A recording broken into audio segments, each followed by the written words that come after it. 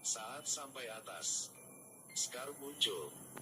Pernah adalah Raja Singa yang agung. Sekarang memohon pada saudaranya. Mohon saudaranya menariknya ke atas. Tapi Scar memukulnya. Biar dia langsung jatuh ke dalam rusa kutub yang kaget. Simba melihat ayahnya jatuh dari tebing. Tidak bisa berbuat apa-apa.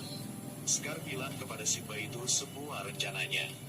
Saat ini, Simba memiliki dendam terhadap Scar dan naik ke atas. Dia ingin balas dendam untuk ayahnya. Scar diancam. Dia memerintahkan Hina untuk membunuh Simba. Simba sekarang tidak ada lawan. Ratu juga memerintah. Bantu Simba. Pertempuran besar dimulai.